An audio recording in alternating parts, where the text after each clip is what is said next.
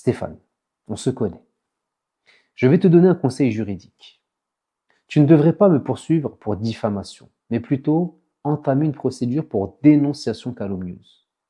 Tu sais que j'ai alerté le préfet de la Seine-Saint-Denis sur ces éléments, ainsi que le président de la République.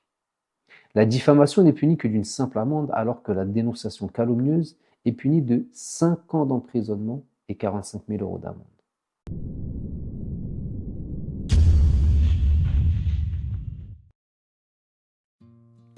Bonjour à tous. Je viens de revenir du tribunal judiciaire de Paris où j'étais cité à comparaître à la demande de Stéphane Gatignon pour diffamation publique. J'étais accompagné d'une dizaine de membres de mon équipe que je remercie grandement pour leur déplacement et leur soutien, sans oublier tous les messages reçus de votre part et qui me vont droit au cœur. Je vous avais dit que je vous tiendrais informé des suites de la procédure.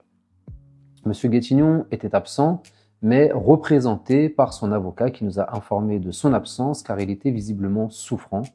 Nous lui souhaitons un prompt rétablissement. Étant donné le délai très court entre la signification de la citation directe que j'ai reçue hier et l'audience d'aujourd'hui, j'ai demandé un report d'audience, mais la Cour devait statuer au plus tard avant la fin de la campagne officielle. Le report n'aurait donc pu se faire que demain au plus tard. L'avocat de M. Gatignon s'y est opposé en disant qu'il fallait absolument statuer aujourd'hui, car les éléments poursuivis pouvaient potentiellement dénaturer la sincérité du scrutin. Il a affirmé que je savais me défendre seul et que je n'avais pas besoin de constituer avocat.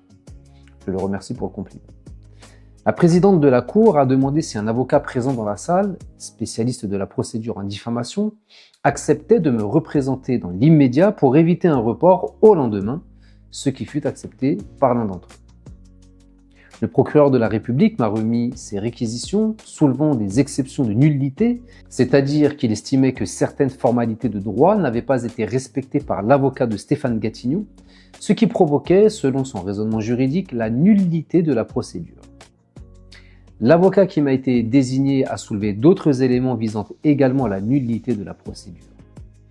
La Cour a laissé un délai d'1 heure à M. Gatignon, en tout cas son représentant, pour aller payer la consignation, étape obligatoire dans le cadre d'une citation directe, sauf si la partie civile en est dispensée.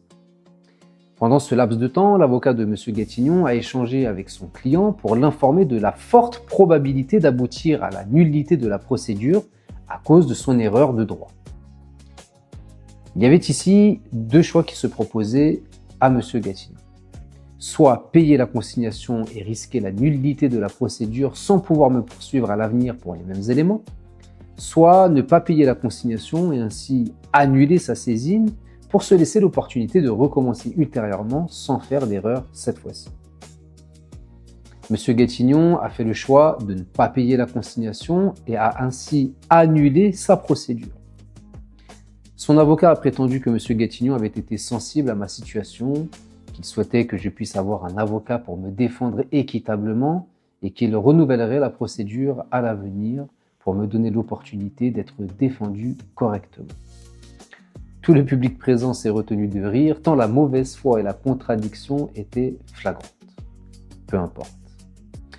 Après l'incompétence de M. Gatignon manifestée dans les rapports de la Chambre régionale des comptes, qu'il a reconnu lui-même par des aveux dans un courrier officiel, nous avons eu affaire à l'incompétence de son avocat dans la procédure judiciaire. J'ai maintenant un message à adresser à M. Gatignon. Stéphane, on se connaît.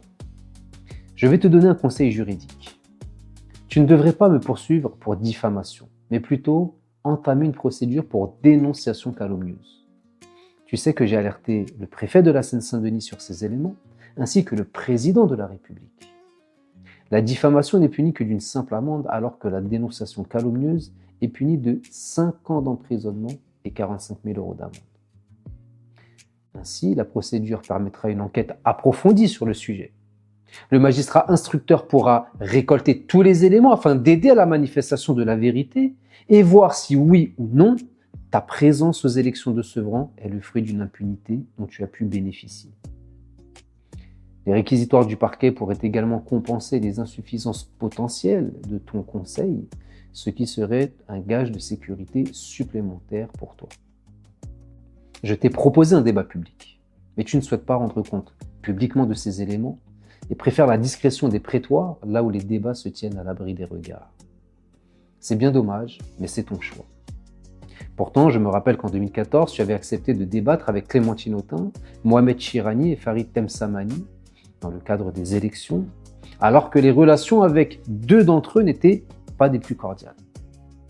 J'espère sincèrement que tu auras le courage de me poursuivre pour dénonciation calomnieuse et que l'enquête me permettra d'avoir accès à certains éléments, car à l'heure actuelle, personne ne me répond. Mon avocat n'arrive pas à récupérer le dossier pénal de l'affaire qui te concerne. Le préfet de la Seine-Saint-Denis ne me répond pas malgré l'envoi d'un commissaire de justice. Le président de la République ne me répond pas non plus. Alors s'il te plaît, je t'en fais la requête. Entame cette procédure que je puisse entrer officiellement au plus proche dans cette affaire. Il était important de rendre compte aux Sevranaises et Sevranais de l'incompétence de ton conseil qui a provoqué la nullité de la saisine judiciaire. Je peux maintenant retourner à mes occupations du moment, à savoir mobiliser mes équipes en vue du scrutin de dimanche. Tu auras au moins réussi à me faire perdre un peu de temps, c'est toujours ça de prix. Sevranaises, Sevranais, je le répète, Sevran a rendez-vous avec son histoire. Chaque voix compte. L'association de nos gouttes de solidarité nous emmènera à une vague de changement. Mobilisez-vous, mobilisez votre famille, vos amis, vos voisins, mobilisez toutes les personnes que vous connaissez. Dimanche, il ne doit y avoir qu'un seul bulletin, celui du renouveau à portée de main. Pour nos enfants, pour nos anciens, rassemblés, solidaires, citoyens. Mars 2026, nous voilà enfin.